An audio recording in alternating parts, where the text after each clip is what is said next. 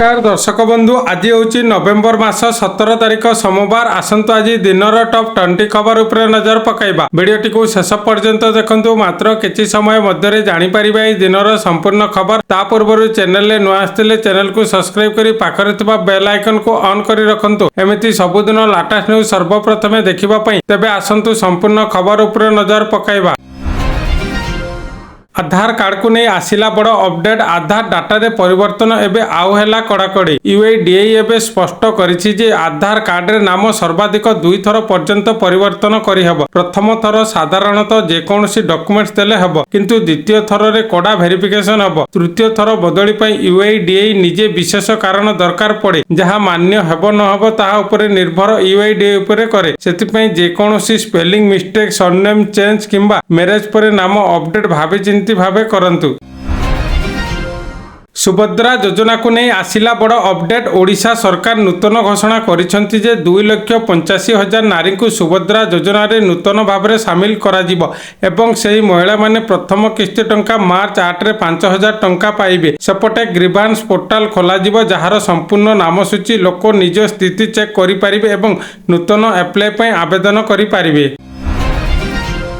PM किसान को नहीं आसिला बड़ अपडेट। पीएम किसान 21तम किस्ती नवेम्बर 19 रे पठाजिब। 2000 लेखाएं सीधा चाषी बैंक खाता को आसिब। पीएम किसान सम्मान निधि योजनार 21तम इन्स्टॉलमेंट संभाव्य तारीख 19 नवेम्बर रे घोषणा होईछि। एहा सहित चाषी मानक पई केंद्र सरकार नूतन डिजिटल अपडेट लॉन्च करिछि। एक सुविधाजनक वेरिफिकेशन व्यवस्था ग्रीवांस पोर्टाल बढ़ा जाइछि। जो माने निज खाता किंबा जमी सूचना अपडेट करि नाहंती सेमानंकु नवेम्बर 19 पूर्वरु अपडेट करबाकू कहा जाइछि। फास्टाग को नहीं आसिला बड़ खबर। डिसेम्बर 15 रु टोल प्लाजा रे फास्टाग संबंधी नियम संपूर्ण चेंज हेबो। केंद्र सरकार हाईवे फीज नियम 2008 रे संशोधन करी गाड़ी चालकों पई कठोर पदक्षेप नैछंती।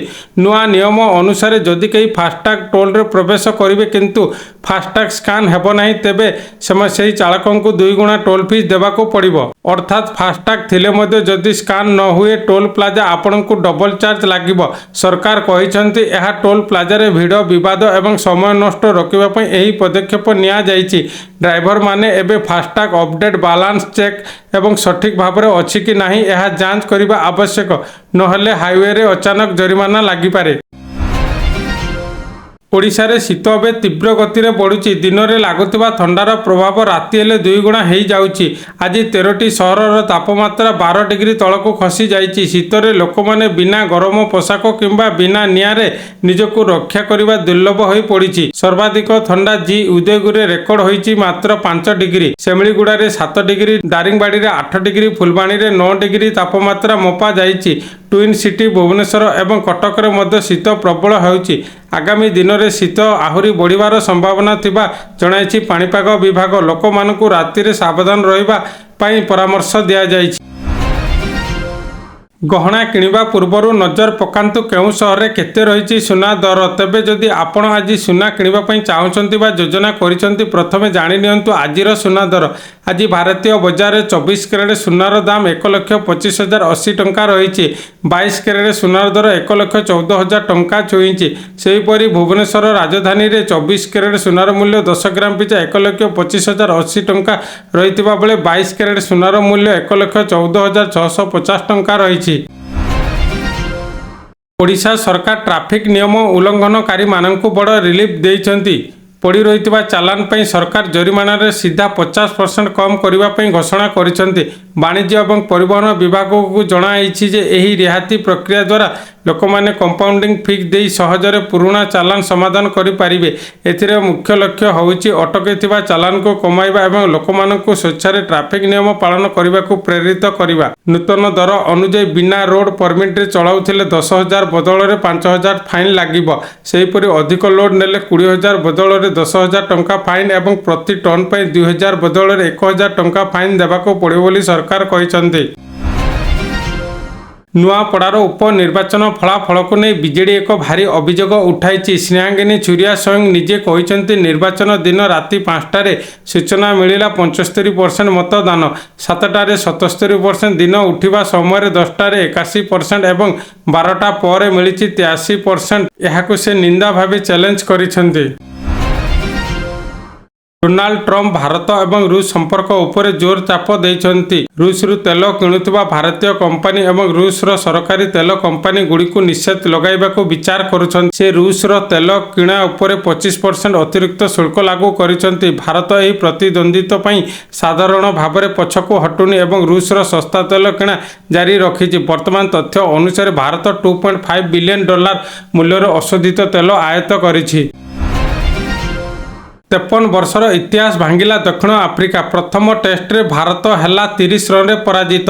ଦକ୍ଷିଣ ଆଫ୍ରିକା ପ୍ରଥମ ଟେଷ୍ଟରେ ଭାରତକୁ 30 ରନରେ ହରାଇ ନୂଆ ଇତିହାସ ସୃଷ୍ଟି କରିଛି। ଏହି ବିଜୟ ସହିତ 53 ବର୍ଷ ପୁରୁଣା ରେକର୍ଡ ଭାଙ୍ଗିଛି। IPL 2026 ମେଗା ନିଲାମୀ ଡିସେମ୍ବର 19ରେ ଆରମ୍ଭ ହେବ। ଏହି ନିଲାମୀ ହେବ ଦୁବାଇରେ, ଯେଉଁଠାରେ ସମସ୍ତ 10ଟି ଫ୍ରାଞ୍ଚାଇଜ ତାଙ୍କ ଦଳ ପାଇଁ ବଡ଼ ବଡ଼ ବୋଲି ଆରମ୍ଭ କରିବେ।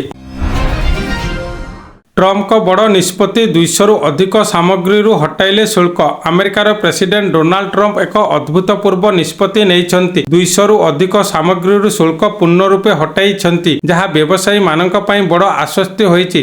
ବିଶେଷଜ୍ଞମାନେ କହୁଛନ୍ତି, ଗତ କିଛି ମାସ ଧରି ବଢ଼ୁଥିବା ମହଙ୍ଗା, ବେପାରୀମାନଙ୍କ କଠୋର ଚାପ ଏବଂ ବଜାରରେ ପଡ଼ିଥିବା ଅସନ୍ତୋଷ ଏହି ନିଷ୍ପତ୍ତି ପଛର ମୁଖ୍ୟ କାରଣ। ଶୁଳ୍କ ହ୍ରାସରୁ ଆମଦାନୀ ସାମଗ୍ରୀର ଦର ହ୍ରାସ ପାଇବା ସହ ବଜାରରେ ମହଙ୍ଗା ମଧ୍ୟ କମିବ ବୋଲି ଆଶା କରାଯାଉଛି। ବିହାରର ରାଜନୈତିକ ମଞ୍ଚରେ ପୁଣି ଥରେ ଉତ୍ତେଜନା ଦେଖିବାକୁ ମିଳିଛି। ନିର୍ବାଚନରେ ଏନ୍ଡିଏ ସ୍ପଷ୍ଟ ବହୁମତ ଭାବରେ ମିଳିଛି, କିନ୍ତୁ ମୁଖ୍ୟମନ୍ତ୍ରୀ କିଏ ହେବ ଏହାକୁ ନେଇ ସସ୍ପେନ୍ସ ଦିନକୁ ଦିନ ଗଭୀର ହେଉଛି। ଏହି ପରିସ୍ଥିତିକୁ ଆଉ ତେଜ କରିଦେଉଛି ଜେଡିୟୁର ନୂଆ ପୋଷ୍ଟର। ପୋଷ୍ଟରରେ ନୀତିଶ କୁମାରଙ୍କ ବଡ଼ ଫଟୋ ସହ ଲେଖା ହୋଇଛି, ବିହାର ସମୃଦ୍ଧ ନୀତିଶ କୁମାର ପୁଣି ଥରେ ଫେରି ଆସିଛନ୍ତି। ହେଲେ ଏନ୍ଡିଏ ଏପର୍ଯ୍ୟନ୍ତ ଆନୁଷ୍ଠାନିକ ଘୋଷଣା କରିନାହିଁ। ବିଜେପି, ଜେଡିୟୁ ଏବଂ ଆର୍ଭି ମିଶି ବୈଠକ ଚାଲିଛି। ଏହା ଦେଖି ବିହାରରେ ଏକମାତ୍ର ପ୍ରଶ୍ନ ଉଠୁଛି, ଜେଡିୟୁ କି ନୀତିଶକୁ ପୁଣି ଥରେ ସିଏମ୍ ରିଟର୍ଣ୍ଣର ସଂକେତ ଦେଉଛି। କଟକର ବାରବାଟୀ ଷ୍ଟାଡିୟମ ଆଉ ଥରେ ନୂଆ ଇତିହାସ ଲେଖିବାକୁ ପ୍ରସ୍ତୁତ। ଏଥିରେ ଦକ୍ଷିଣ ଆଫ୍ରିକା ଏବଂ ଭାରତ ମଧ୍ୟରେ T20 ମୁକାବିଲା ଖେଳାଯିବ। ଏଥର ମ୍ୟାଚ୍ କେବଳ ଖେଳ ନୁହେଁ, ବାରବାଟୀ ହେବ ଉତ୍ସବ ଏବଂ ଗୌରବ ବୋଲି।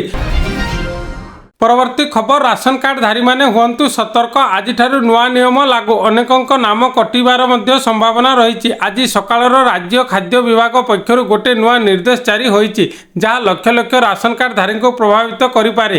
ବିଭାଗର ଅନୁସାରେ ଫେକ୍ ଏବଂ ଅଯୋଗ୍ୟ ରାସନ କାର୍ଡ ଚିହ୍ନଟ ପାଇଁ ରାଜ୍ୟବ୍ୟାପୀ ଏକ ବିଶେଷ ଭେରିଫିକେସନ ଡ୍ରାଇଭ୍ ଆରମ୍ଭ ହୋଇଛି। ଯେଉଁମାନେ ଅପଡେଟ୍ କରିନଥିବେ ସେମାନଙ୍କୁ ଆଗାମୀ ମାସରୁ ମାଗଣା ଚାଉଳ, ମାଗଣା ଗହମ ବନ୍ଦ ହୋଇଯିବ। ବିଭାଗ କହିଛି, ଆଧାର ଲିଙ୍କ କରନ୍ତୁ, ମୋବାଇଲ ନମ୍ବର ଅପଡେଟ୍ ମଧ୍ୟ କରନ୍ତୁ, ରାସନ ଦୋକାନକୁ ଯାଇ ବାୟୋମେଟ୍ରିକ୍ ଭେରିଫିକେସନ କରନ୍ତୁ। ପରବର୍ତ୍ତୀ ଖବର, ସ୍ପେଶାଲ OTET 2025 ରେଜଲ୍ଟ ଏବେ ସରକାରୀ ଭାବେ ପ୍ରକାଶ ପାଇଛି। ଗତ ସେପ୍ଟେମ୍ବର 27 ତାରିଖରେ ହୋଇଥିବା ପରୀକ୍ଷାର ଫଳାଫଳକୁ ଶନିବାର BSE ପ୍ରକାଶ କରିଛି। ସ୍ୱତନ୍ତ୍ର OTET ପରୀକ୍ଷାରେ 66% ପରୀକ୍ଷାର୍ଥୀ ପାସ୍ ହୋଇଛନ୍ତି। ମୋଟ 75,403 ଜଣ ପରୀକ୍ଷାର୍ଥୀ ଦେଇଥିଲେ, ସେଥିମଧ୍ୟରୁ 48,153 ଜଣ ପାସ୍ ହୋଇଛନ୍ତି। ପେପର 1ରେ 12,988 ଜଣ ପାସ୍ କରିଛନ୍ତି ଏବଂ ପାସ୍ ହାର 47.17 ରହିଛି। ସେହିପରି ପେପର 2ରେ 35,165 ଜଣ ପାସ୍ କରିଛନ୍ତି ଏବଂ ପାସ୍ ହାର 78.35 ରହିଛି।